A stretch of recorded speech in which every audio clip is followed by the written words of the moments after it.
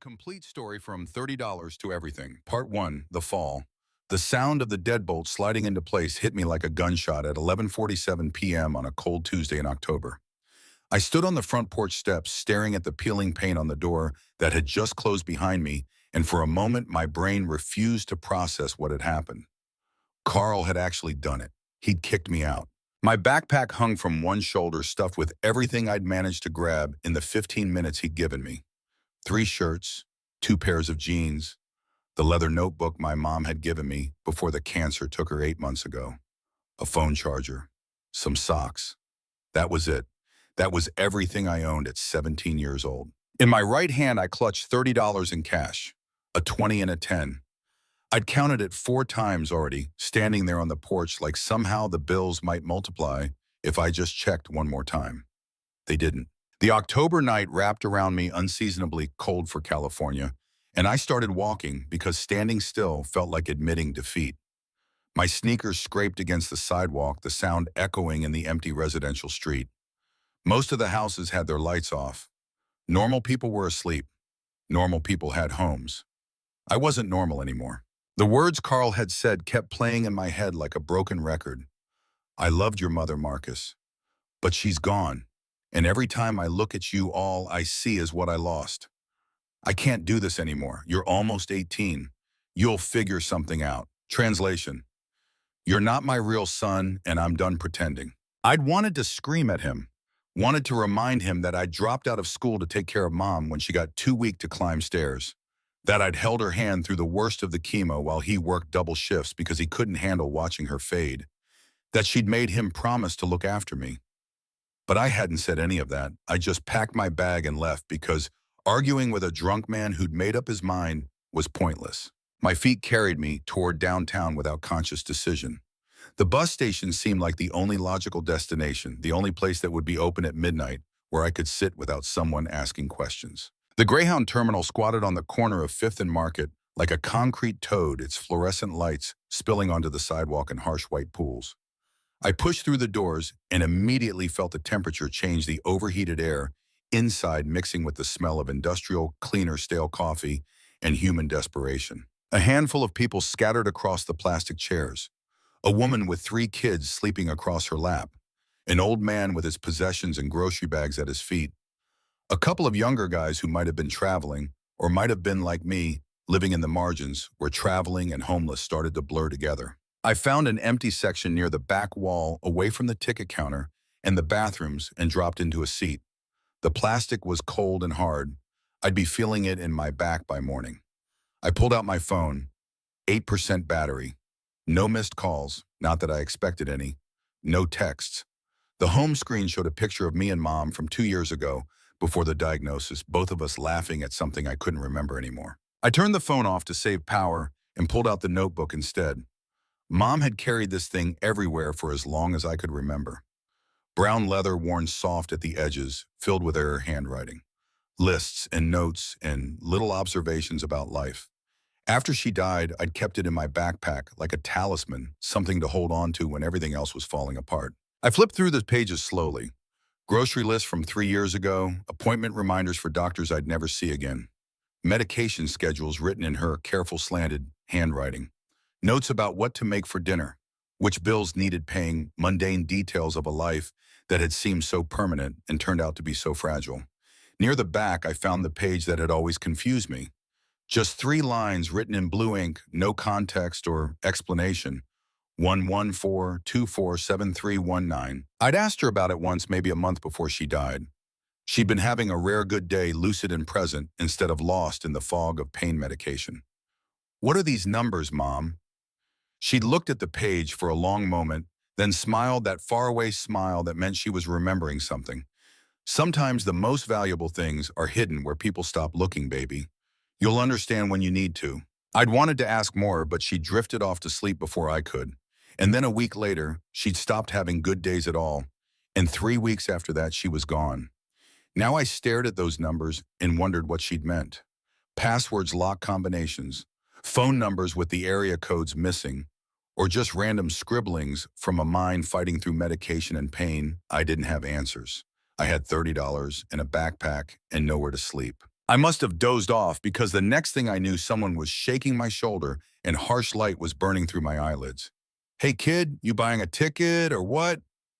I jerked awake to find a security guard standing over me, middle-aged guy, with the kind of tired eyes that said he'd seen this scene 1,000 times. The clock on the wall showed 6:15 a.m. I'd slept for over 6 hours. Sorry, I trailed off because I didn't know how to finish that sentence. You got somewhere to be. His voice was firm but not unkind. Yeah, I'm leaving. I grabbed my backpack and stood too fast, my neck protesting from the awkward angle I'd been sleeping at. Outside, the sun was just starting to brighten the eastern sky. The temperature had dropped during the night. I could see my breath. My stomach growled, reminding me I hadn't eaten since lunch yesterday. I walked 3 blocks to a 7-Eleven and stood in front of the cooler doing math. A pre-made sandwich was $4.89. A package of beef jerky was $6.99. Crackers with peanut butter were $2.79. A bottle of water was $1.59. I grabbed the crackers and water, $4.38 with tax. I handed over the 10, got back $5.62, and walked outside to eat, standing in the parking lot. The crackers tasted like cardboard and chemicals, but I ate them slowly, making them last. People drove past, people with jobs to get to homes, to return to lives that made sense. I tried not to feel sorry for myself. Self-pity was a luxury I couldn't afford. With $25.62 left, I needed a plan. But the only plan I could think of was survive today, then survive tomorrow, then survive the day after that. I walked to the public library when it opened at 9. The librarian, a woman in her 50s with kind eyes, didn't ask why a teenager was there on a Wednesday morning when he should be in school. She just smiled and went back to her computer. I found a table near the back and plugged my phone into an outlet beneath it. While it charged, I opened Mom's notebook again and stared at those numbers. On impulse, I pulled over one of the library's public computers and typed 114 into Google. The results were useless: area codes, highway numbers, random articles about things I didn't care about. I tried storage unit 114 just to see what would happen. The search results were a mix of facility websites and articles about storage auctions. I clicked on one of the articles without much interest, just something to read to keep my mind off the gnawing anxiety in my chest. The article was about people who made money buying abandoned storage units and reselling the contents. Some guy in Texas had found a unit full of vintage comic books worth $50,000. A woman in Florida discovered antique furniture that sold for 20 grand. It seemed too good to be true, like those late-night TV shows where everyone gets rich selling houses or flipping cars. But I kept reading because I had nothing else to do. I spent the next 3 hours falling down a rabbit hole of storage auction videos on YouTube. Most of what people found was junk, broken furniture, moldy boxes, random kitchen appliances nobody wanted. But occasionally someone would cut open a lock and find something valuable. Jewelry, collectibles, tools, weird random treasures hidden in forgotten spaces. I watched one video where a guy spent $50 on a unit that looked completely empty, except for some cardboard boxes. Inside those boxes were vintage vinyl records, original pressings from the 60s, which he sold to collectors for $3,000. $50 into $3,000. Not bad odds if you knew what to look for. My stomach growled again around noon.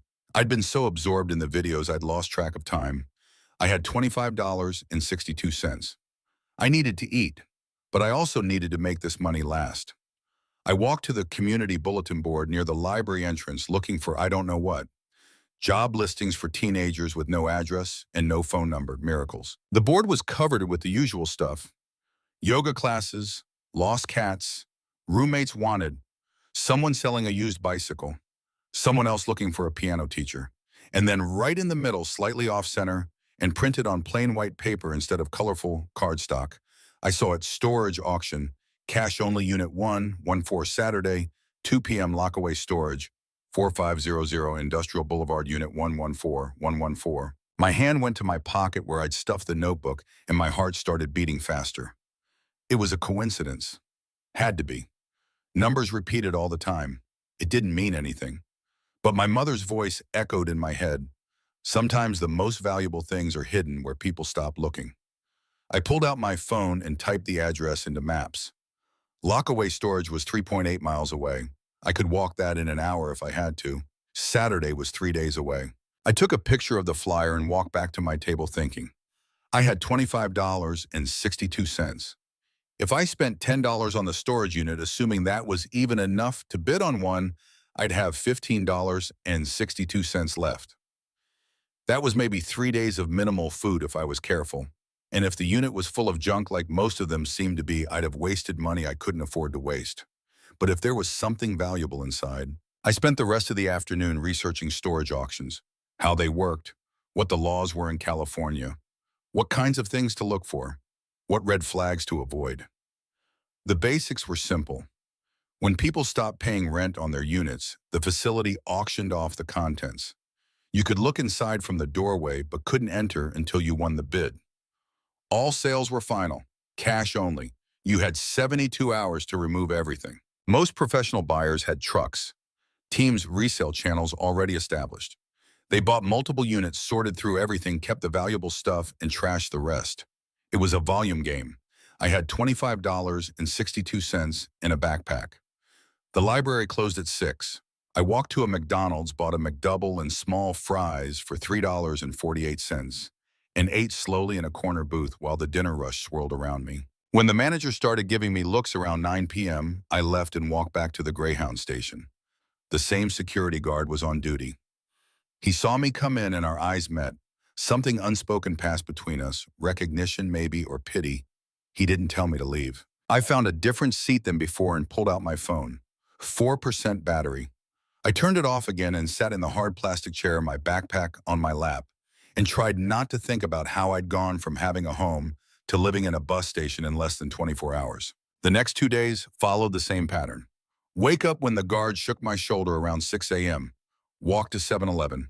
Buy the cheapest food I could find. Spend the day in the library, learning everything I could about storage auctions, vintage items, collectibles, anything that might help me to spot value if I actually went through with this insane plan. By Friday night, I'd spent $7.14 on food. I had $18.48 left. I lay awake in the bus station Friday night, staring at the flickering fluorescent lights, and made my decision. Saturday morning, I walked to Lockaway Storage. The facility was in the industrial part of town, surrounded by warehouses and vacant lots. Chain-link fence, metal buildings stretching in rows. The kind of place where things went to be forgotten. About 20 people had gathered near Building C by the time I arrived at 1:45 p.m. They ranged from guys in their 20s with pickup trucks to older couples who looked like they'd been doing this for decades. Everyone had a certain energy about them, alert, calculating, assessing. I hung back, trying to be invisible, watching and learning. The auctioneer was a weathered guy in his 50s with a clipboard and a voice that carried. He explained the rules I'd already memorized, then started opening units. Unit 107 was packed, floor to ceiling. The bidding started at $50 and climbed to $185. A man in a cowboy hat won it with a satisfied nod. Unit 109 went for $60. Unit 112 for $95. Then they moved to Unit 114. The auctioneer rolled up the door, and I stepped forward with everyone else to look inside. The smell hit me first, mildew dust, something chemical and unpleasant. The unit was full, but not in a promising way. Water-stained boxes on the left, old cabinets against the back wall, plastic bins with cracked lids. Everything had that look of abandonment, of things left too long in a space nobody cared about. Someone behind me laughed. That's a trash unit if I ever saw one. The auctioneer looked around. Who wants to start the bidding? Let's say $40. Silence. 30. Nothing. 20. One of the older guys shook his head. Mike, come on. That's all garbage. The auctioneer sighed. Fine. $15. Somebody give me 15. People were already walking away toward the next unit. $10. I need at least 10 or we're padlocking it again. My hand moved before my brain could stop it. I'll take it. Every head turned to look at me. The auctioneer seemed surprised. A couple of the regulars smiled, not mockingly, but with the kind of amusement you feel watching someone make an obvious mistake. You sure, son? That's probably 90% junk in there. I'm sure. All right then. $10 going once, he paused. Going twice. Another pause. Sold to the young man for $10. I walked over and handed him a $10 bill from my pocket. He gave me a receipt and a key to the padlock. 72 hours to clean it out, he reminded me. Yes, sir. The crowd moved on to Unit 115. I stood there with the key in my hand staring at what I just bought.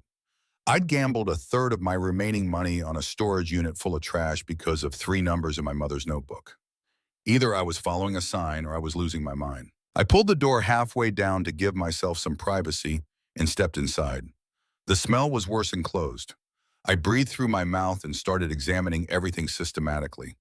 The water-damaged boxes were exactly what they looked like: ruined, moldy clothes, soggy paperwork, kitchen supplies with rust and corrosion. The cabinets were particle board worthless. The plastic bins contained old magazines, broken electronics, random junk. I worked through the unit for an hour, finding nothing of value. My hands got dirty, my eyes stung from the dust. My stomach churned with the growing certainty that I'd just wasted $10 I couldn't afford to waste. I sat down on one of the bins and put my head in my hands. Stupid. This was so stupid. I'd let grief and desperation make me believe in magical numbers and cosmic signs.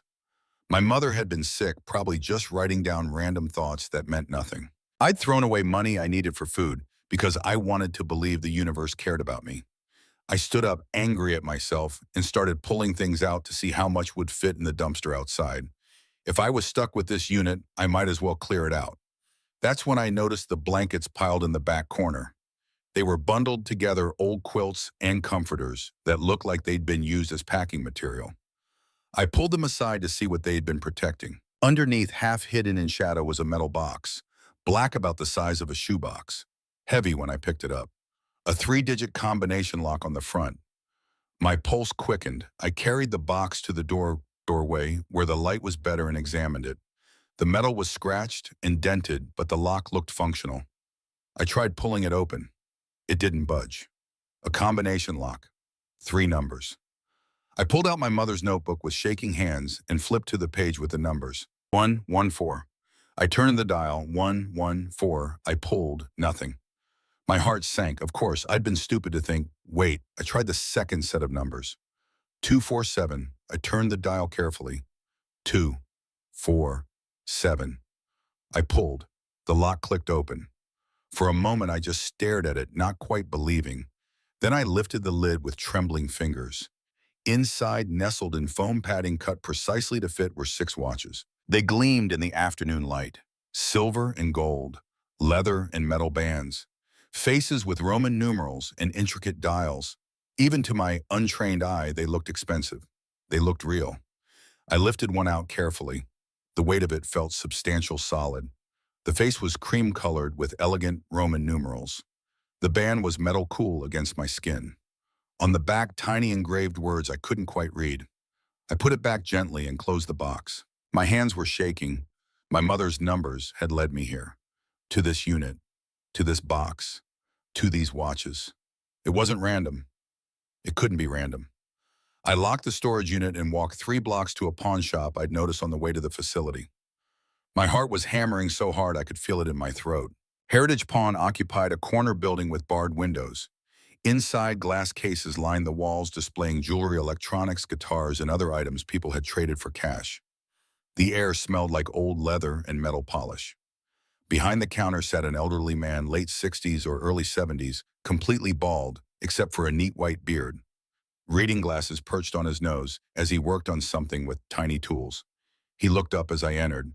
"Help you." I approached the counter and set the metal box down carefully. My mouth was dry. I was hoping you could tell me about this. I opened the box and pulled out the watch I'd examined earlier. The man's expression changed immediately. He set down his tools and leaned forward at his focus sharpening. "May I?"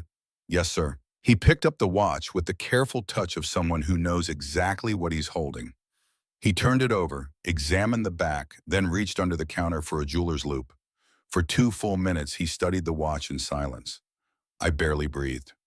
Finally, he set it down gently and looked at me over his glasses. "Where did you get this?"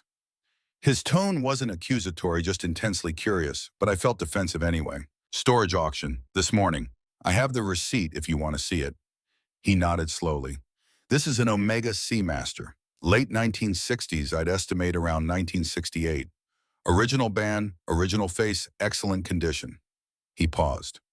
This watch is worth approximately $1,200, possibly more to the right collector. $1,200, the number didn't seem real. I had $8.48 in my pocket. This single watch was worth $1,200. I have 5 more, I heard myself say. His eyebrows rose. May I see them? I nodded numb. He spent the next 15 minutes examining each watch, making small sounds of interest or surprise.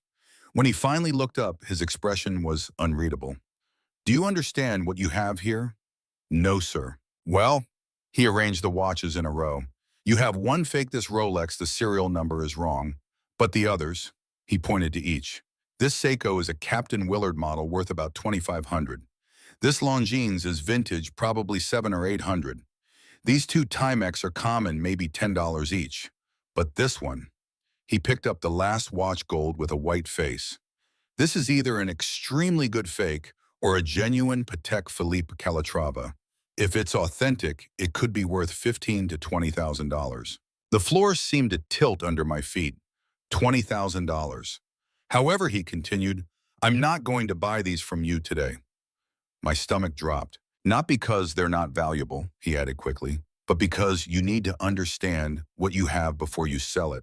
You walk in here knowing nothing and someone less ethical could rob you blind. He reached under the counter and pulled out a thick, worn book. This is a collector's guide to vintage timepieces. Take it, study it. Come back in 3 days and tell me what you've learned. If you can do that, I'll help you sell these properly. I stared at the book, then at him. Why would you help me? He smiled slightly. 43 years ago, I was sleeping in my car with a box of my grandfather's old coins. A man named Samuel Brennan gave me the same chance I'm giving you now. He owned this shop before me. I'm just paying forward at what he did for me. He pushed the book across the counter. 3 days. Learn, then come back. Thank you, sir. I don't know what to say. Harold, he said. My name is Harold Brennan. What's yours, Marcus? Marcus Reeves. Well, Marcus Reeves, I'll see you in 3 days. And Marcus, he waited until I met his eyes. Keep that box safe. People have been killed for less. I walked out of Heritage Pawn with the book under my arm and $1,200 worth of watches in my backpack, and for the first time since Carl had kicked me out, I felt something other than despair. I felt possibility. Part 2, the grind. The library became my classroom, and survival became my curriculum. I claimed the same back corner table and opened Harold's book, Vintage Timepieces, a comprehensive collector's guide, with the intensity of someone studying for a final exam that would determine the rest of his life. Because that's exactly what this was. The book was dense with information, movement types, manufacturing periods, authentication markers, how to spot a fake crown, how caseback engravings varied by year and manufacturer, the difference between gold plating and solid gold construction. I read until my eyes burned, taking notes in the margins of my mother's notebook. Serial numbers mattered. Weight mattered. The font used for numerals could reveal authenticity. Even the way light reflected off the crystal could tell you if you were holding something genuine or a clever forgery. The Omega Seamaster, I learned, had been a cornerstone of dive watch design since 1948. Late 60s models in good condition held value because of their reliability and classic aesthetics. Harold's estimate of $1,200 seemed accurate based on recent auction prices. The Seiko Captain Willard, officially the 6105-8110, earned its nickname from Martin Sheen's character in Apocalypse Now. Collectors coveted them. $2,500 was actually conservative if the condition was as pristine as it appeared. The Patek Philippe, though, that was the wild card, the possibility, the watch that could change everything or turn out to be worthless. At 9:25 p.m., the librarian appeared at my table. We're closing, sweetie. I looked up disoriented. The library was empty around me. I'd been so absorbed I hadn't noticed everyone else leaving. Yes, ma'am. Sorry. Outside, the temperature had dropped into the low 40s. I zipped my hoodie and started walking toward the bus station, my breath forming clouds in the streetlight glow. I had $8.48. I needed to eat. I needed to sleep somewhere. And I needed to protect a box of watches that might be worth $30,000. I stopped at McDonald's and spent $2.19 on a McChicken. Sat in a corner booth and made it last 30 minutes chewing slowly, making every bite count. At the bus station, the security guard, I'd learned his name was James, nodded when I came in. You doing okay, kid? Working on it. What's your situation? You got family. Not anymore. He studied me for a moment, then nodded. Listen, officially, I'm supposed to kick out anyone who's not buying a ticket. But unofficially, if you're here when I start my shift at 11 and you leave before 7 a.m., I don't see you sleeping. Understand? "Hmm, yes, sir. Thank you. And Marcus," I looked up, surprised he knew my name. "Whatever you're working on, I hope it works out." I spent the night reading Harold's book by the harsh fluorescent lights, my backpack clutched against my chest. I learned about complications and movements, about automatic versus manual winding, about the ways certain manufacturers sign their work in nearly invisible places. James woke me at 6:45 a.m. I thanked him and left walking to a different 7-Eleven where I bought a package of crackers for $1.89. $6.59 left. I spent Sunday the same way. Library until closing. Harold's book my constant companion. By evening, I'd read the entire thing cover to cover and started going back through sections cross-referencing with research on the library computers. I learned to check serial numbers against manufacturer databases. I found forums where collectors bought and sold. I discovered that the watch world operated as its own economy with rules and values completely disconnected from how well something told time. On Monday, I created a spreadsheet documenting everything I knew about each watch. The Omega authenticated by serial number and caseback design. Value estimate $1,100 to $1,300. The Seiko authentic based on case number and crown design. Value estimate $2,300 to $2,700. The Longines vintage 1940s pilot's watch, harder to verify without opening the case, but all visible elements match period examples. Value estimate $700 to $900. The two Timex Common 1980s models, minimal collector value, maybe $10 each. The Rolex definitively fake based on the serial number appearing in databases of known counterfeits. Value $0. The Patek Philippe, the question mark. The unknown variable. I spent 6 hours Monday afternoon researching just that one watch. Auction records, authentication guides, photographs of genuine Calatravas from various years. Patek Philippe was one of the most counterfeited brands because of their value, but also one of the hardest to fake convincingly because of their obsessive attention to detail. The watch I had showed promising signs, correct caseback style, proper dial font, appropriate crown markings. But without opening it to examine the movement without expert verification, certainty remained impossible. That uncertainty represented $15,000 to $20,000. On Tuesday at 2 p.m. exactly, I walked into Heritage Pawn. Harold was working on an antique pocket watch, his workspace covered with tiny tools and components. He looked up when the bell above the door chimed. "Marcus, right on time." I approached the counter and set down the metal box, then pulled out my notebook. "I did what you said. I studied them." "Show me." I walked him through my research. Serial number verification for the Omega. Forum discussions about Captain Willard values. Why the Rolex was fake and the Timex watch is worthless. Then I got to the Patek Philippe. "I can't authenticate this completely," I admitted. "I'd need to open the case and examine the movement, and I don't have the tools or knowledge to do that without risking damage. But based on external characteristics, it's either genuine or the best counterfeit I've seen in all my research." Harold nodded along as I spoke. When I finished, he held out his hand. "May I?" I gave him the Patek Philippe. He examined it with a different loupe than before, this one with an attached light. Minutes passed in silence. Finally, he set it down and looked at me. "You did excellent work, Marcus. Better than most people who've been in this business for years." He paused. "This Patek is genuine. I'm 95% certain. But you're correct that professional authentication is necessary, and that costs money. About $500 to send it to an authorized appraiser." $500? I had $6.59. Harold seemed to read my thoughts. "I have a proposition. You need money now, I'm guessing, and you need to learn more about this business. So here's my offer. Work for me for 2 weeks. Minimum wage is $12 an hour in this state. 40 hours a week comes to $480 before taxes, about $800 total. I'll advance you the $500 for authentication. You pay me back from your wages. While you're here, you learn the trade. After 2 weeks, if the Patek comes back authenticated, I'll help you sell it properly. I stared at him. Why? I told you, paying it forward. He extended his hand. Deal. I shook it. Yes, sir. Harold, and you would start tomorrow, 8 a.m. sharp. I left Heritage Pawn with a job, a plan, and something I hadn't felt in days direction. That night, I spent $2.89 on food and $3 on a shower at a truck stop using their bathroom to wash my clothes in the sink and hang them to dry.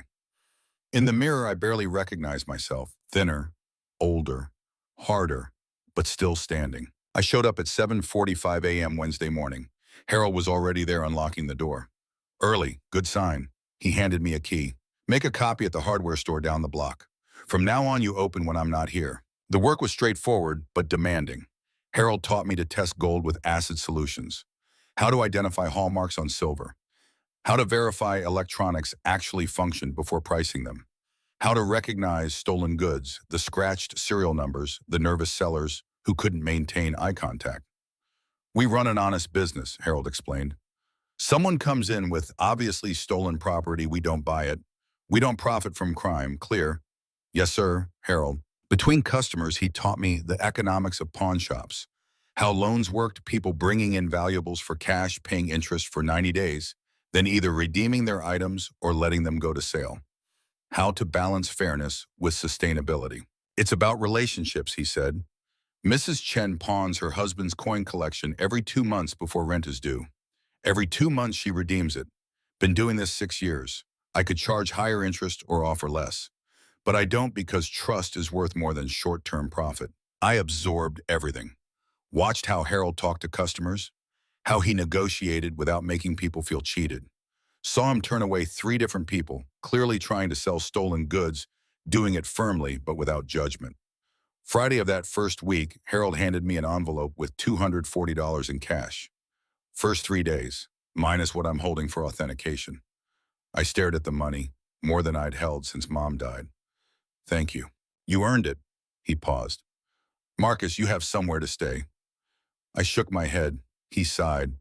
Thought so. He wrote on the back of a business card, boarding house 2 blocks from here. Woman named Dorothy runs it. Tell her I sent you, $60 a week, utilities included. Not fancy, but clean and safe. That night I moved into a room barely larger than a closet, but it had a bed, a desk, a window, a door that locked. I paid Dorothy $60 and had $180 left. Bought actual groceries for the first time in a week. Bread, peanut butter, apples. I sat on my bed eating a peanut butter sandwich and I cried. Not from sadness, but from relief so overwhelming it physically hurt.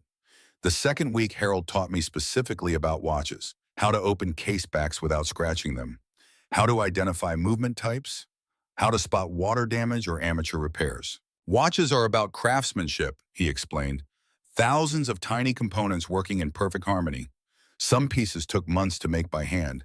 That's what you're holding someone's life work. On Tuesday, the authentication report came back. Harold opened the envelope and read silently. Then he handed it to me. Authentic Patek Philippe Calatrava reference 3520 manufactured circa 1968 to 1970. Original dial, original case, original movement in working condition. Minor wear consistent with age.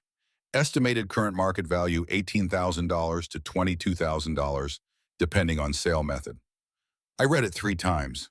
The words didn't change. $18,000 minimum. Harold watched me with a slight smile. Congratulations, Marcus. You're a fortunate young man. But fortune felt theoretical. Just words on paper until it became actual money. How do I sell it? I asked. Carefully. He pulled out a laptop. 3 options. Private sale through collector forums, no commission but higher scam risk. Auction houses, 15 to 20% commission, but access to serious collectors. Or I connect you with a dealer in Boston who specializes in Patek Philippe. He'll offer less than full value, but guarantees safe, quick transaction. We researched for an hour. Private sales meant maximum profit, but maximum risk. Auctions reached the right buyers, but took significant cuts. The dealer offered certainty. What would you do? I asked. Harold thought carefully. At your age and your situation, go safe. Take the dealer route. You'll get 16 or 17,000 instead of 20, but you'll have it in a week with no scam risk. Once you're more established, take bigger risks. Right now, security matters more than maximum profit. Made sense. Can you contact him? Already did. Sent the report yesterday. He's interested. Wants photos, then he'll make an offer. We photographed the Patek from every angle using Harold's Lightbox. The watch looked beautiful, gold case, glowing white dial, pristine. 2 hours later, the dealer responded $16,500 wire transfer as soon as Harold shipped with insurance. $16,500. I stood there staring at the screen, my knees weak. Marcus, Harold's voice seemed distant. You okay? Yeah, I couldn't finish. It's overwhelming, Harold said quietly. When Samuel sold my grandfather's coins, I got 12,000. Felt surreal. Felt wrong somehow, like I hadn't earned it. Did you, I asked. Earn it. I learned to, used it for business classes at community college, saved the rest. When Samuel retired, I bought this shop with that money as the down payment. He gestured around. So yes, I earned it, because I didn't waste it. The weight of his words settled over me. This wasn't just money. This was a choice about who I'd become. Accept the offer, I said. Let's do this right. Harold arranged everything. Wire transfer upon receipt and verification. Harold shipping with full insurance. Within a week, I'd have $16,500. In a bank account I didn't have yet. Tomorrow, Harold said, we open you an account. Can't carry that much cash. You need it in a bank, protected earning interest. That night in my room, I couldn't sleep. My mind spun with possibilities. $16,000. I could rent a real apartment, buy a car, go back to school, or waste it, burn through it in months and end up right back where I started. I pulled out my notebook and opened to a blank page, wrote at the top, plan for $16,500, then started calculating. Emergency fund, $10,000. Never touch except for real emergencies. Living expenses, $1,000 per month equals 6 months with the remaining $6,500. But 6 months wasn't enough. 6 months would pass, then what I thought about the storage unit, about the gamble that paid off, about Harold's words on learning the business. What if I didn't just sit on this money? What if I used it to make more? I revised $8,000 emergency fund, $4,000 investment fund for storage units, $4,000 living expenses, $500 GED, better, room to breathe and room to grow. Friday afternoon, Harold and I went to his bank. A patient officer walked me through opening my first checking account, explaining overdraft fees and minimum balances. You're 17, she noted. Need a co-signer. Harold nodded. I'll co-sign. We'll remove my name when he turns 18 in 4 months. Just like that, I had a bank account. The following Tuesday, Harold's phone rang. He listened, thanked whoever was calling, hung up. Dealer received the watch. Verified, authentic. Wire transfer processing. Should hit your account tomorrow morning. Tomorrow morning, $16,500. I felt numb. The number was too large to process. Wednesday at 8:47 a.m. I logged into my account and refreshed obsessively. Then the balance changed, $16,500. I stared at my phone for 5 solid minutes, making sure it was real. I'd done it. Taken $10 and turned it into this. Followed my mother's numbers to a storage unit everyone else dismissed as garbage. Learned. Worked. Trusted the right person at the right moment. I sat on my bed and let myself feel the magnitude. 2 weeks ago, homeless and hopeless. Now more money than I'd imagined, having a job teaching me a trade, a plan. But I knew this was just beginning. The money wouldn't last without smart choices. I needed more knowledge, more experience. I pulled out my notebook and looked at my plan. $8,000 emergency fund, $4,000 investment, $4,000 living expenses, $500 GED. As I studied it, something felt wrong. Too passive. About surviving, not building. I thought about whoever had owned those watches and lost them to auction. They'd had treasures and couldn't keep them.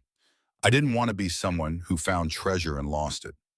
I wanted to build something lasting.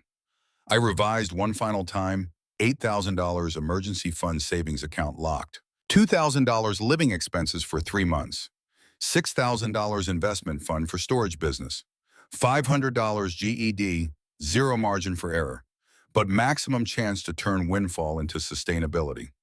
I brought the plan to Harold the next morning. He studied my spreadsheet and nodded slowly. Solid plan, conservative enough to protect you, aggressive enough to grow. But you're missing something. What? Education. You learned about watches from a book, about pawn shops from working here. But if you're serious about storage auctions, you need to learn from professionals. Mentors plural. Make mistakes while you have cushion to absorb them. How? Show up. Go to every auction you can. Watch the pros. Ask questions. Learn by doing and failing. He pulled up something on his computer. Auction this Saturday. Bigger facility than Lockaway. More competitive. I'll go with you, introduce you to people who do this full time. After that, you're on your own, but you'll have foundation. Saturday came cold and rainy. Harold picked me up at 7 a.m. in his truck. The facility was massive parking lot filling with trucks and vans. Harold walked me through the crowd, pointing out regulars. Mike Chen does this 5 days a week, supports a family of 4. The Rodriguez couple specialize in furniture resale. Guy in the cowboy hat is Sam Dutton, 20 years experience, outbids people just to eliminate competition. I watched and absorbed. Saw how experienced buyers evaluated units in seconds, spotting value or worthlessness instantly. Saw when they pushed and when they walked away. First unit went for $400, Mike Chen won it. Second for $75, someone I didn't recognize. Third unit made my pulse quicken. In the back corner, partially visible, an ornate wooden dresser. Could be junk. Could be antique. Bidding started at 50, climbed fast. 100, 150, 200. I raised my hand. 225. Sam Dutton turned to look at me, smiled, raised his hand. 250. Harold leaned close. Walk away. He's baiting you. But I'd seen something artwork behind the dresser. I raised my hand. 300. Silence. 300 was serious money for uncertain contents. Sam looked at me long, then shrugged and stepped back. Sold for 300. My hands shook paying. I just spent 300 of my investment fund on a gamble. Harold and I spent 2 hours going through it. Dresser was particle board with vinyl veneer. Worthless. Boxes of old tax documents. Framed prints from a furniture store. But at the bottom of a stack wrapped in 1994 newspaper vintage vinyl records. Jazz. Original 50s and 60s pressings. Harold researched values. You might break even. Some worth 20 or 30 to collectors, but you're not profiting. This is a lesson about emotional bidding. He was right. After selling through forums, I made back $290. $10 loss plus time invested, but I'd learned what mistakes with real money felt like. That experience had value too. Over the next month, 14 auctions, 5 units purchased, 2 complete losses filled with trash costing money to dispose. 1 broke even. 1 small profit, $60 from vintage comics.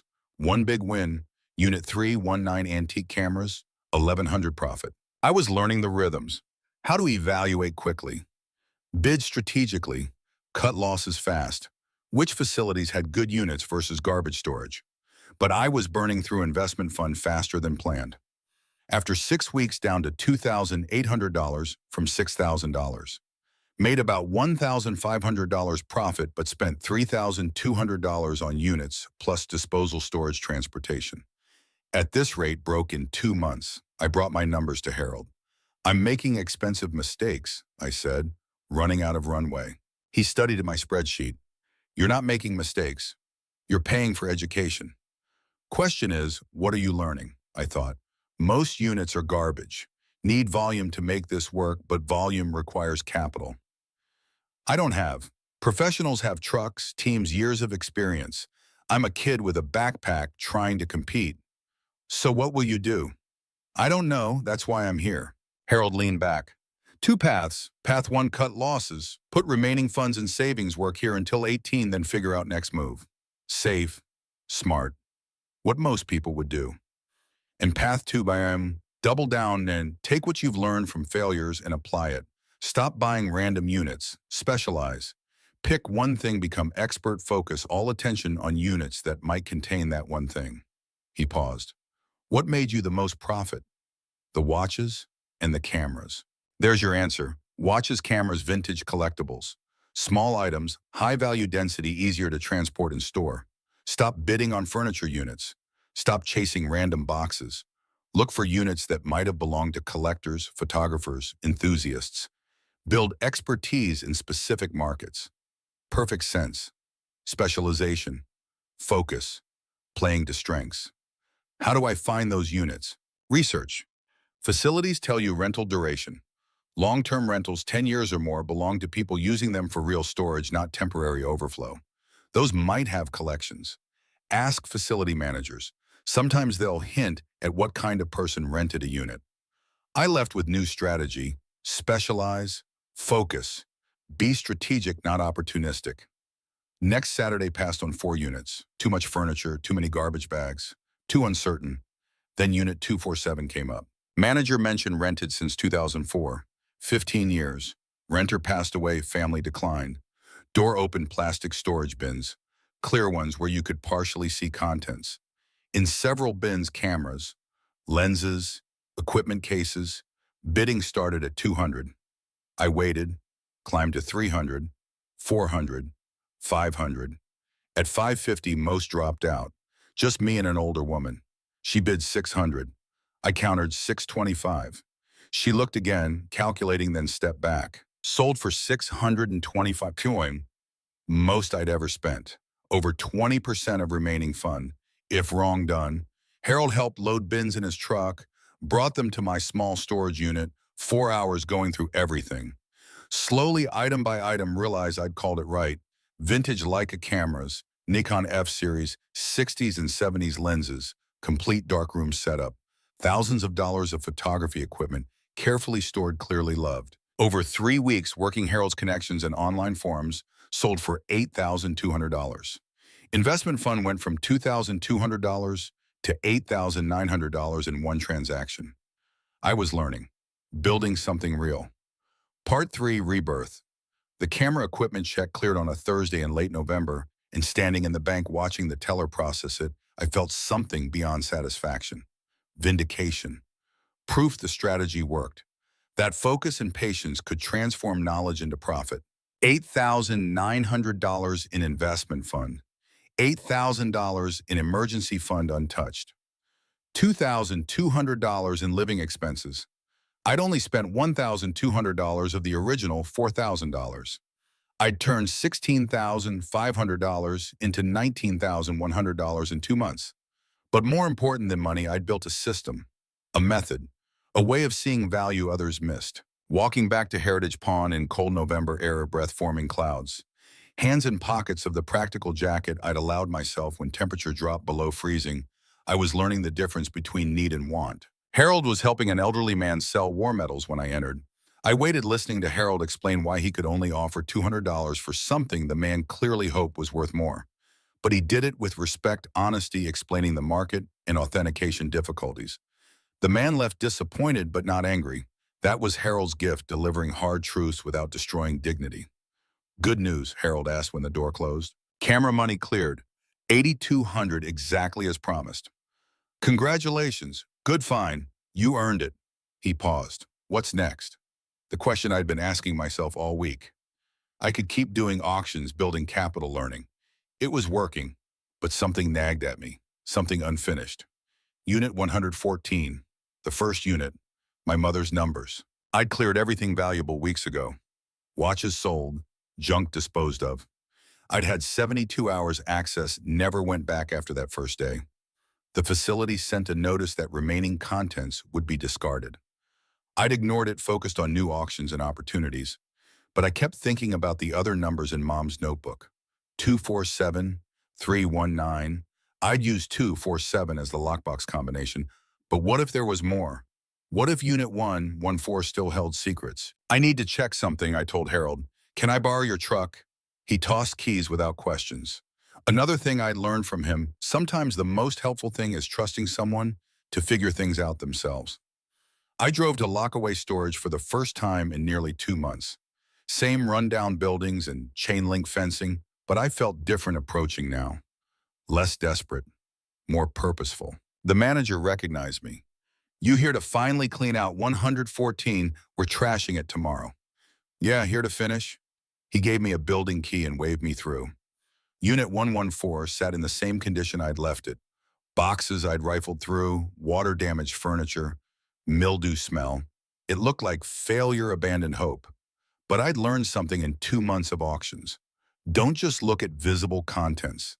Look at the space itself. How things are arranged reveals who owned them. I pulled everything into the hallway. Every box, every piece of furniture, every bag. Wanted to see empty space, the skeleton, without contents. That's when I noticed the back wall wasn't flush with neighboring units' back walls. A gap, maybe 6 inches. Not obvious, but enough to matter. I knocked on the back wall. Hollow sound. Heart rate increased. Examined more carefully. Not actually a wall. False back plywood sheet painted to match metal walls fitted carefully into place. Found the seam where it met floor and pulled. Plywood shifted, wedged, not nailed. Worked it free, set aside. Behind it carved from what should have been Unit 115's space wooden crate 3 feet long, 2 feet wide. Dragged it into light. Old. Dark wood. Metal straps. Padlock on hasp. Tried 247 combination. Nothing. Tried 319. Lock clicked to open. Inside, wrapped in yellowed cloth items, telling a story, leather journal thick and worn. Wooden box with intricate carvings. Envelope sealed with red wax. And underneath, wrapped individually, 4 more watches. I sat back staring. Not random storage. A time capsule. Message from whoever owned Unit 114, carefully hidden, meant for someone who looked carefully enough. Pulled out journal first. Leather soft with age. Pages filled with blue ink handwriting. First entry dated March 1991. My name is Thomas Hayes. Therapist says writing helps process grief. Wife left 6 months ago. Daughter Emma went with her. I have visitation every other weekend, but Emma barely speaks anymore. She's 8 years old and already knows I chose work over family. Maybe this journal will help me figure out how to fix it, or just be a record of failure. I flipped through, randomly reading entries across 3 decades. Thomas wrote about real estate investing, properties bought and sold, money made and lost. About Emma growing up in photographs from ex-wife, missed birthdays and school plays, growing distance. Entry from 1999. Emma graduates high school next week. Didn't invite me to ceremony. Her mother says she doesn't want me there. Sent a card with check for $5,000. Feels obscene trying to buy back time with money. But money is all I know to give. Entry from 2008. I'm 64, spent 40 years accumulating things, real estate, watches, coins, art, carefully acquired, meticulously maintained. Tell myself I'm a collector, but truth is simpler. Things don't leave. Things don't divorce you. Things don't tell you they're disappointed in who you've become. Entry from 2012. Market crash 4 years ago, lost almost everything. Properties underwater, retirement devastated. Perfect irony. Spent my life building wealth instead of relationships, now have neither. Tried calling Emma. Number disconnected. Don't know where she lives. Don't know if she's married or has children. Don't know anything about my own daughter except she's better off without me. Entries became less frequent after 2012. Shorter. Darker.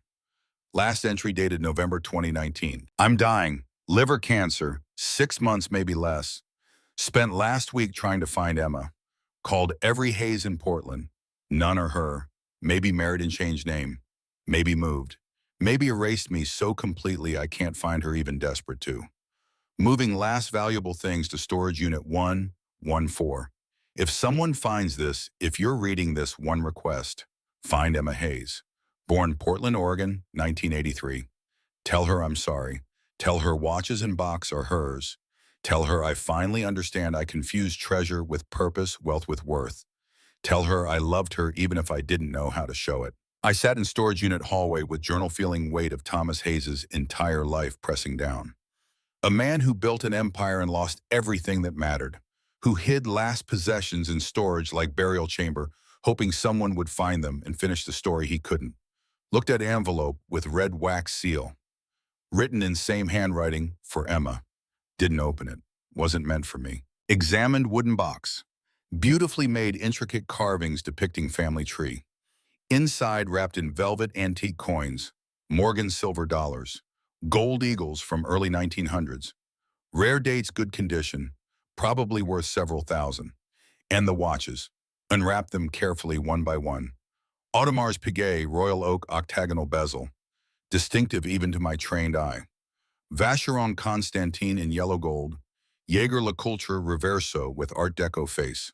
Rolex Daytona with Paul Newman dial. Even without detailed authentication, I knew I was looking at a small fortune. 50,000, maybe more. Thomas Hayes' last treasures hidden behind false wall locked with his daughter's birth year. I sat there long thinking.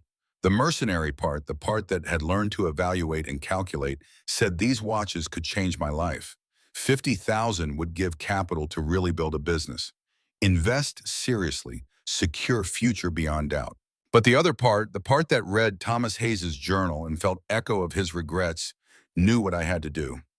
Find Emma Hayes. Back at my room, opened laptop and started searching. Emma Hayes, born 1983, Portland, Oregon. Hundreds of results, social media profiles, public records, professional listings, too many to sort manually. Narrowed Emma Hayes, Portland, age 42 to 43. Still dozens of results. Went to Heritage Pawn next morning and told Harold the whole story.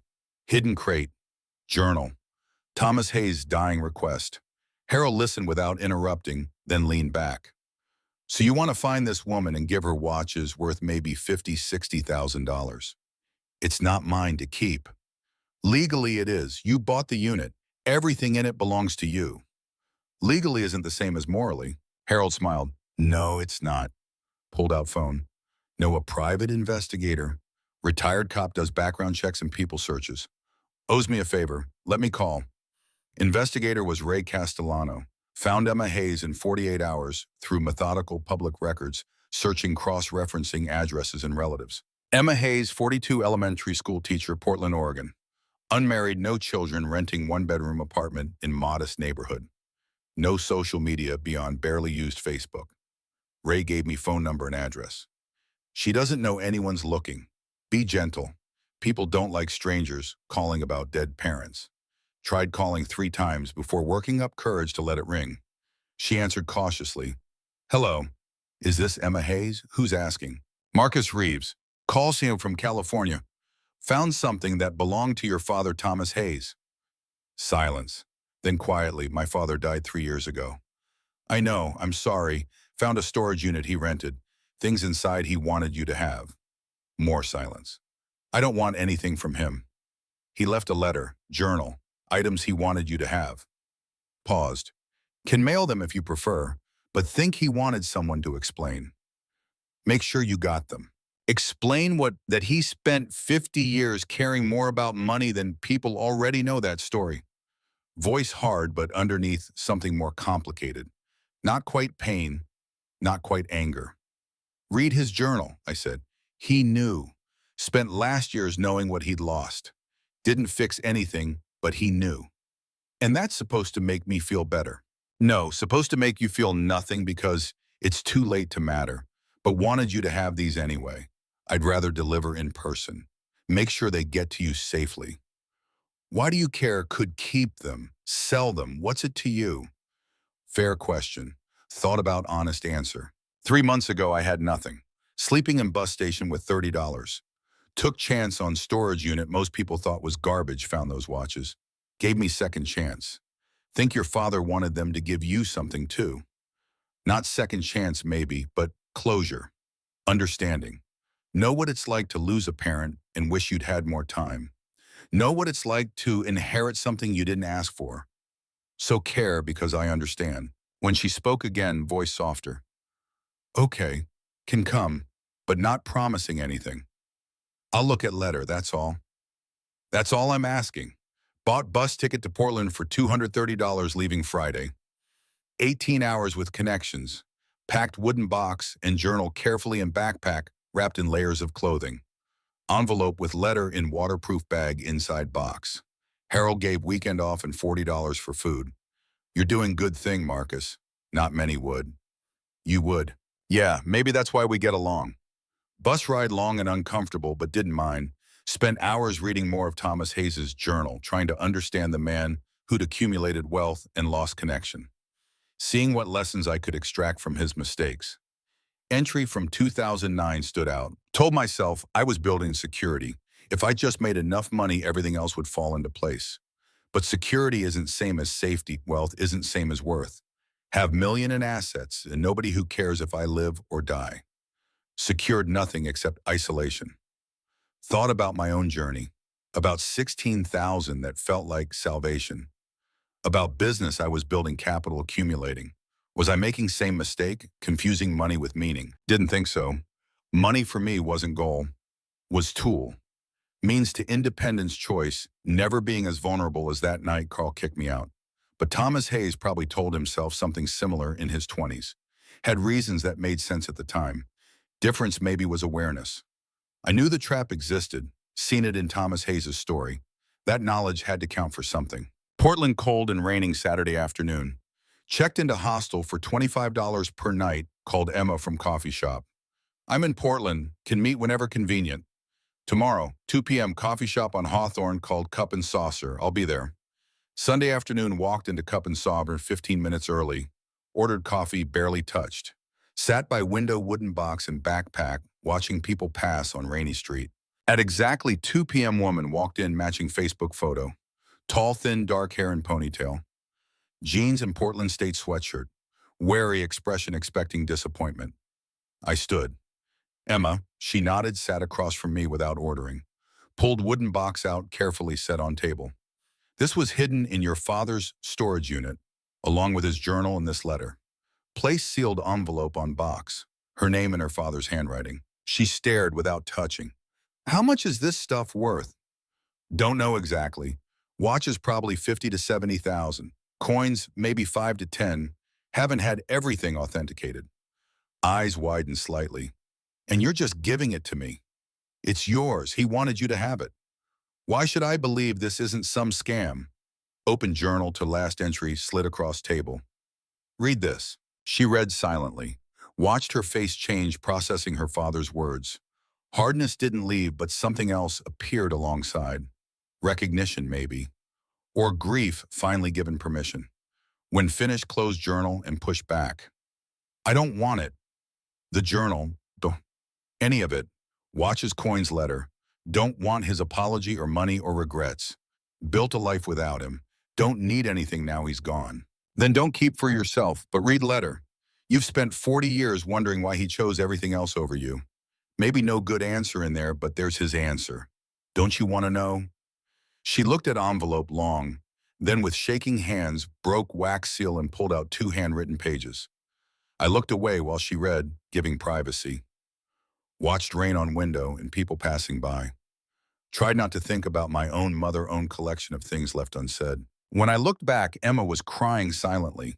Tears running down, face letter still in hands. She read twice, then carefully folded and returned to envelope.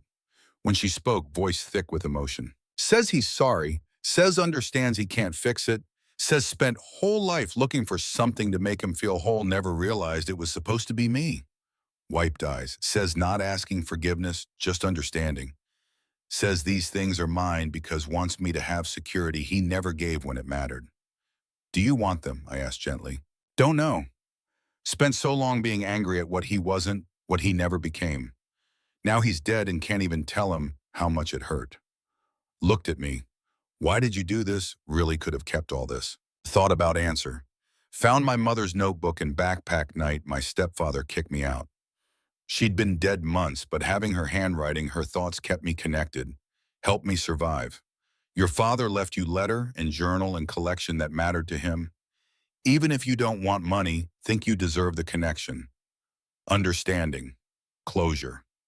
She nodded slowly. Okay, I'll take letter and journal, but don't want watches or coins. Emma, that's $70,000, maybe more. Don't care. Make $40,000 a year teaching a second grade. Have enough. Don't need his treasure. Don't want to build life on what he left behind. Understood the impulse, but thought about Thomas Hayes' words in journal, about wanting daughter to have security. What if you don't think of it as his treasure? Think of it as your time. $70,000 is almost 2 years teaching salary.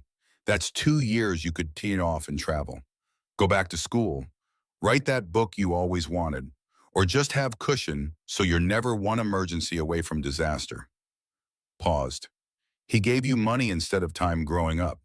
Don't refuse time now just because it comes from money. She considered, fingers tracing envelope edge.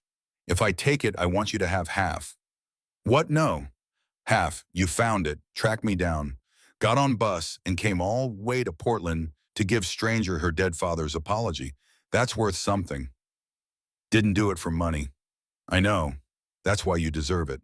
Pushed wooden box toward me. Sell everything, split down middle. If you don't, I'm not taking any of it. Standoff. Each trying to give others something they didn't think they deserved. Finally had idea. Different proposal. I'll sell everything, handle authentication. But instead of 50-50, you take 70%. I take 30. You invest your portion. Build cushion like I said. When you're ready, when you've processed this and figured out how you feel, do something with part of it that would make your father proud. Not his version of proud. Your version. Something representing who you are, not who he wanted you to be, she thought. And what will you do with 30%? Building business, buying storage units, and reselling valuable items. Use it as capital. To grow. Build something sustainable. So we both use his last treasures to build better lives. Yeah, I think he'd like that. She smiled for first time since we met. Transformed her face, made her look younger. Okay, deal. But one condition. What? Stay in touch. Let me know how business goes. Want to know this led to something good. Can do that. Shook hands across table, felt like I'd made connection mattering more than money. Someone understanding possessions are just objects until they represent something larger. Someone knowing real inheritance isn't what you receive, but what you do with it. Next 3 weeks, carefully authenticating and selling Thomas Hayes's collection. Audemars Piguet Royal Oak to Los Angeles collector, $42,000. Vacheron Constantin at auction, $18,000. Jaeger LeCoultre and Rolex Daytona together, $31,000. Coins to dealer, $7,800. Total, $98,800. After fees, shipping, insurance netted $92,000. Emma's 70%, $64,400. My 30%, $27,600. Sent Emma her portion via wire, called to confirm receipt. It's there, she said, wonder in voice. Just stared at bank account, 10 minutes. More money than I've ever had at once. What will you do with it? Don't know yet. Thinking about taking a year off.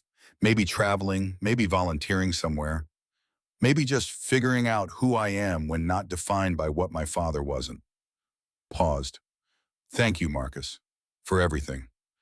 Thank you for trusting me. After hanging up, sat in room looking at own bank account. With $27,600 from Thomas Hayes's collection plus what I'd saved, just over $46,000. $46,000 at 17 years old. But number didn't give expected feeling. Not triumph or satisfaction or relief. Just quiet sense of responsibility. This money represented choices, paths, chance to build or waste something. Thought about Carl, and impulse to find him hit hard. Not to reconnect or seek forgiveness. To prove something. Show him the kid he threw away had become someone who mattered. Found him 3 days later at same bar he always frequented. 2 p.m. Tuesday, already on second beer, looking older and more worn than I remembered from 4 months ago. Walked to his table. He looked at me without recognition momentarily. Then eyes widened. Marcus? Carl. He gestured to empty chair. Want to sit? No, not staying, just wanted to give you this. Pulled out envelope with $2,000 in cash. Covers 8 months after Mom died that you let me stay. We're even now. He opened envelope, stared at money. Where did you get this? Earned it, legitimately. Been working, building something. Making it work. Paused. Not here for apology or relationship. Just needed you to know I didn't need you. Never did. Mom needed you and you failed her. I needed you and you threw me out, but made it anyway. Going to keep making it without you. His face went red. Shame or anger, couldn't tell. Marcus, doesn't matter. Whatever you were going to say doesn't matter. You made your choice. I'm making mine. We're done. Walked out without looking back. Felt something release in chest tension I'd been carrying since that October night when door clicked shut behind me. Didn't need his approval, didn't need his regret, just needed to know I'd become someone who could stand on his own. 6 months later, stood in front of Unit 247 at storage facility in Industrial District. April, almost a year since Carl kicked me out. Unit up for auction, tracked it down specifically because of number. 247, second number in mother's notebook. Bidding started at 100. Let it climb watching other bidders evaluating interest. At 400 most dropped. At 500 just me and man I'd seen at dozens of auctions. 600, I said. He looked at unit at me, shrugged and walked away. Paid and got key. Felt familiar thrill of possibility. What would I find another collection more treasures? Or just valuable lesson that sometimes numbers are just numbers. Spent afternoons sorting through Unit 247, full of office furniture and file boxes. Residue of failed business. Nothing valuable in traditional sense. No watches or cameras or collectibles. But in one file box found something unexpected. Business plan for vintage resale shop. Carefully typed and bound dated 2006. Someone's dream put on paper never realized. Margins filled with handwritten notes about items to seek markets to target inventory strategies. Like finding blueprint for exactly what I was already building. Took business plan back to my apartment, no longer single room at Dorothy's, but one bedroom with proper kitchen and space for inventory. Read through that night, comparing their strategies to mine, learning from ideas, seeing parallels and differences. Whoever wrote this understood vintage resale deeply, identified same opportunities I'd found, planned for same challenges. But somewhere along the way, business failed. Inventory ended in storage unit, dream abandoned. Wondered what happened. Bad timing, lack of capital, personal circumstances. No way to know, but learn something from anonymous failure. Having knowledge wasn't enough. Having plan wasn't enough. Execution mattered. Persistence mattered. Ability to adapt when things didn't go according to plan. I'd been lucky so far. Lucky to find those first watches. Lucky to meet Harold. Lucky to make smart choices when I could have made terrible ones. But luck only lasted so long. At some point needed to transition from lucky to skilled, from surviving to thriving. Enrolled in community college classes for fall semester. Business management, accounting, marketing. Got GED in February, scoring high enough counselor said I could get into four-year university. But wasn't ready yet. Needed to learn while doing building business, while building education. Harold promoted me to assistant manager at Heritage Pawn. Raised to 15 an hour more responsibilities. Work 30 hours weekly at shop, another 20 on storage auction business, formally registered as Reeves Resale with county clerk. By summer, averaging 3,000 to 4,000 monthly profit from storage units. Not enough to quit Heritage, but enough to prove the model worked. Enough to keep building. Stayed in touch with Emma Hayes. Talked every few weeks. She'd taken sabbatical from teaching, spent 3 months volunteering at school in Guatemala. Came back changed, she said. Lighter. Like finally stopped carrying father's failures as her burden. She asked about business. I told her about units bought and items found and lessons learned. She listened like it mattered, like my small successes were worth celebrating. Your mother would be proud, she said during one call. I think so. Hope so. She left you those numbers for reason. Not because she knew what was in those units, but because she knew you'd be curious enough to look, smart enough to figure it out, brave enough to take risk. Thought about that a lot. What my mother had known, what she'd hoped for, whether numbers were truly intentional or random scribblings I'd assigned meaning because I needed to believe in something. In the end, didn't matter. Numbers had led me somewhere. Whether destiny or coincidence, or my own determination finding patterns in chaos, result was same. I'd built life from nothing. Turned $30 into $46,000. Gone from homeless to owner of my own future. 1 year after Carl threw me out, stood in an apartment on Saturday morning in October and took inventory of life. 51,000 in savings and investments. Business growing steadily. Job. I enjoyed working for man I respected. Education in progress. Place to live mine by choice, not circumstance. I'd bought and sold 43 storage units in past year. Some winners, some losers, most somewhere between. Learned to evaluate quickly, bid strategically, cut losses without emotion. Learned which items held value and which were worth passing. learned difference between treasure and trash, and more importantly, that difference wasn't always obvious from outside. Third number in Mother's notebook, 319, was still out there. Been watching for Unit 319 at every facility, waiting for it to come up. Maybe it would someday. Maybe it wouldn't. Maybe numbers really were random and I'd found meaning by accident. But I kept looking because search itself had become part of who I was. Someone who looked for value where others saw nothing. Someone who believed treasure could hide in most unlikely places if you were willing to do the work of finding it. Pulled out Mother's notebook, leather soft and worn from being carried in pocket every day for past year. Opened a page with numbers, stared at them like I had 100 times before. 114, 247, 319.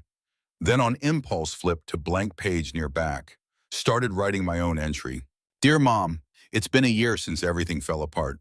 Since Carl kicked me out and I ended up at bus station with nothing but your notebook and $30.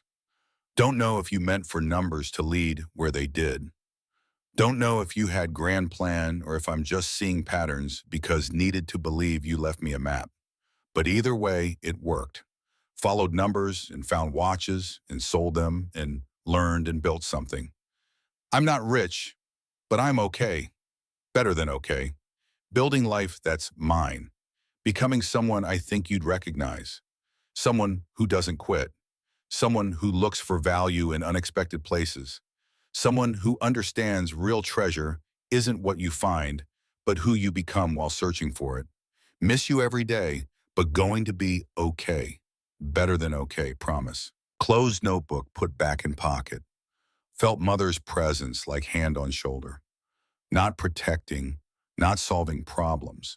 Just reminding me I came from someone who'd been strong, who fought through own struggles, who loved me enough to leave clues even if she didn't know exactly where they'd lead. Next storage auction was Tuesday. Had research done, budget set, strategy plan. Ready. Whatever I found, treasure or trash or something between, knew I'd handle it. Because I'd learned the most important lesson of all. Treasure isn't in storage units, not in watches or cameras or coins. Treasure is in person you become when you refuse to give up. When you take what little you have and turn it into something more. When you look at locked box and see possibility instead of impossibility. I was Marcus Reeves, 18 years old, had $51,000 in future. I was building one unit at a time, and I was just getting started.